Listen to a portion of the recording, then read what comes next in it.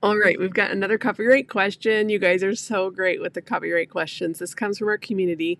It says you spoke of elements. So in a previous video, I could probably link it here. I talked about how I was losing almost six figures by Amazon taking down a book that I didn't register with the Copyright Office.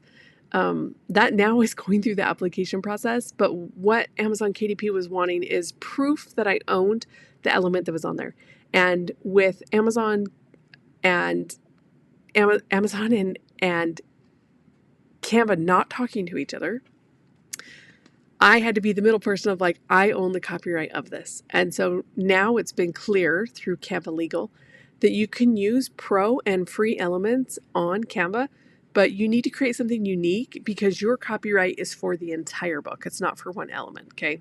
So the question that we got is, you spoke of elements on a cover that infringe copyright, right? Because Amazon didn't know that I had the copyright, and I thought I had the copyright, but Canva was like, no, what are we talking about?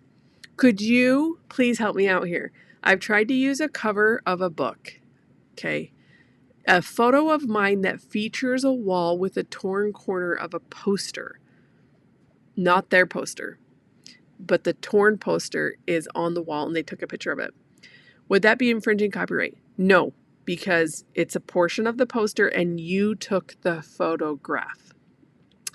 It's only the corner of the poster, therefore not the whole original work. Would that be enough of an element to cross over into infringement threshold?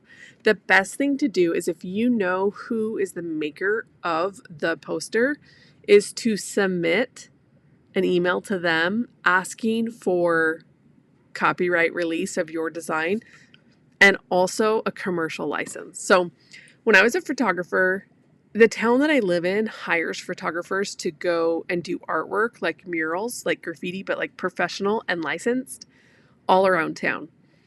And I wanted to use some of those backgrounds in my photos.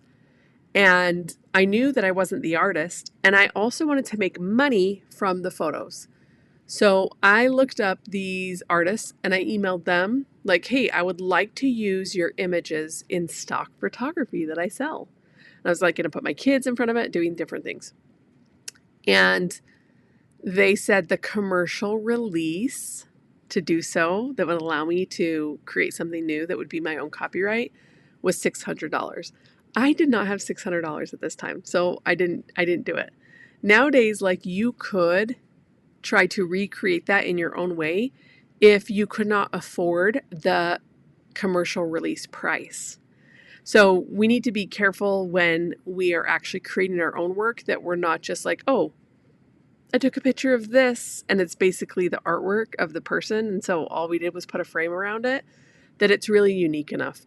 And so I think for questions like this, what can you do to make it your own?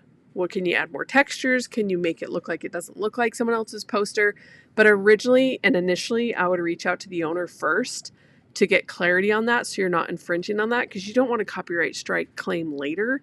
You really want to protect yourself up front first. So that's a great question. Love these comments. Love these questions. Keep them going. I'll see you in the next video. Peace out.